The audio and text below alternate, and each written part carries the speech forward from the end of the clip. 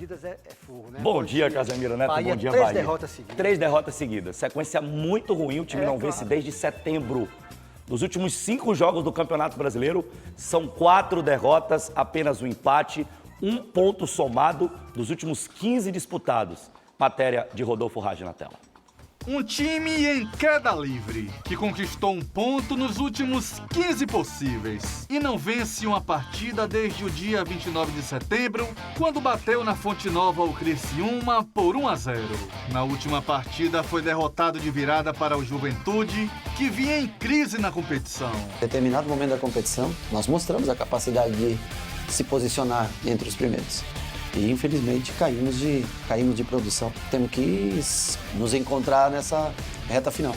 Restando apenas 5 rodadas para terminar o campeonato e ainda em busca de uma classificação para a pré-Libertadores, o Bahia fará 3 jogos em casa contra Palmeiras, Atlético Paranaense e Atlético Goianiense, além de 2 partidas fora contra o Cuiabá e Corinthians. Jogos difíceis, mas nós vamos ter que fazer pontuação dentro da nossa casa. Vamos ter que encontrar os pontos para levar o Bahia à pré-Libertadores.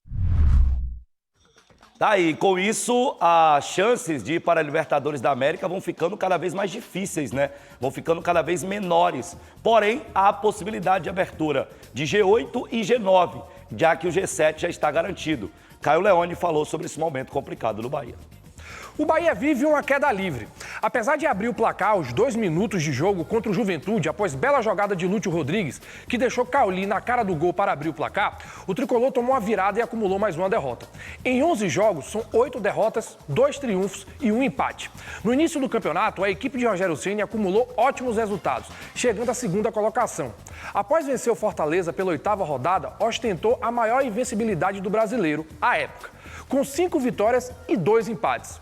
Após vencer o Vasco pela 12ª rodada na Fonte Nova, se tornou o melhor ataque ao lado de Botafogo e Flamengo com 20 gols. Manteve 100% de aproveitamento em Salvador e se tornou vice-líder, figurando no G6 na maior parte do certame. As grandes atuações do primeiro turno deram lugar a um time sem variações, sem alternativas, para agredir os adversários, com peças importantes que caíram de produção, junto com todo o time que parece extenuado fisicamente e psicologicamente. Após a 33ª rodada completada, a campanha da 2ª parte do Brasileirão tem números bem abaixo. 12º colocado com apenas 15 pontos em 14 jogos, o que fez com que a equipe somasse o mesmo número de derrotas e vitórias na competição, 13. Faltam 5 jogos para o esquadrão evitar uma definição para a temporada 2024, que já se torna inevitável. Poderia ser mágico, mas está com cara de insosso. Aliás, bote insosso nisso.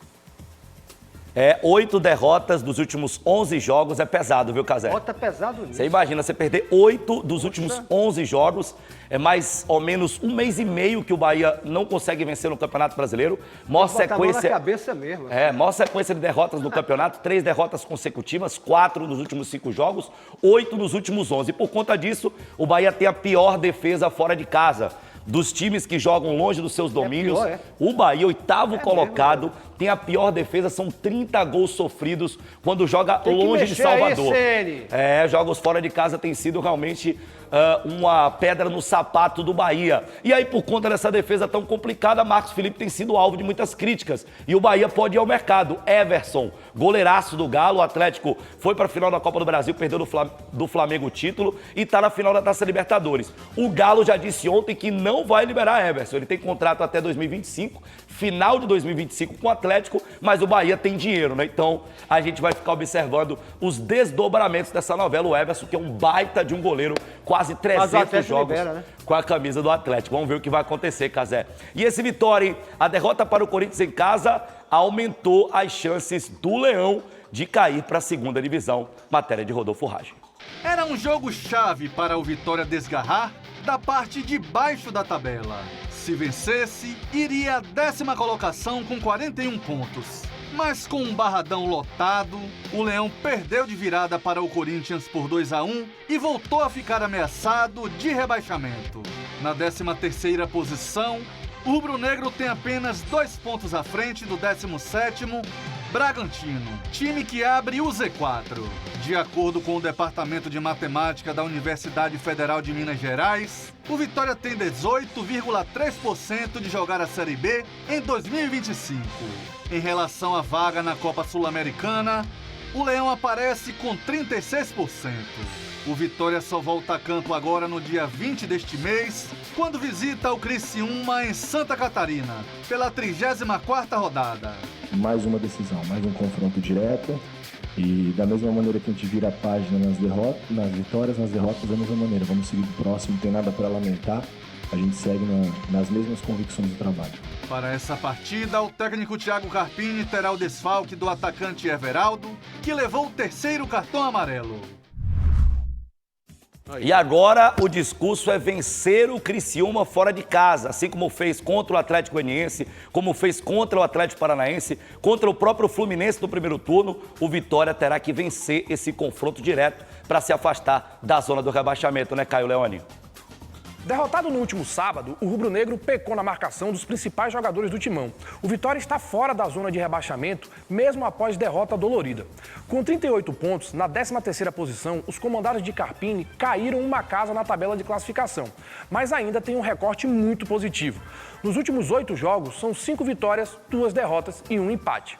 O próximo jogo será contra o Criciúma, no dia 20 deste mês, mais um confronto direto. O Tigre Carvoeiro, no mesmo recorte dos últimos 8 jogos, perdeu 3, empatou 3 e ganhou apenas 2 partidas. Carpini poderá contar com Lucas Esteves, que volta de suspensão. Fez muita falta, principalmente na parte ofensiva. Outro que pode retornar ao time titular é o zagueiro Neres, que começou no banco de reservas por opção técnica, e o William Oliveira. Não vai faltar tempo para fazer os últimos ajustes para enfrentar a principal sequência de jogos na temporada.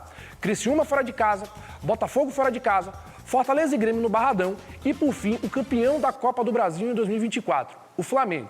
Não tem tempo para se lamentar. O Vitória tem boas chances de ficar. Ô, Aí. Fabrício, me diga uma coisa, e o Santos, como é que tá? De volta Voltou? à primeira divisão dos maiores clubes do planeta, né? O clube do Pelé, é o clube bicampeão do mundo. Inesquecível. É, o Santos está de volta à primeira divisão. Ontem encarou o Coritiba no Couto Pereira, olha os gols aí. O Wendel fazendo 1-0 para a equipe do Peixe e depois um golaço do Otero, né? O Santos voltando à elite do futebol brasileiro. Olha que gol do Otero, amigo! Que é isso, hein?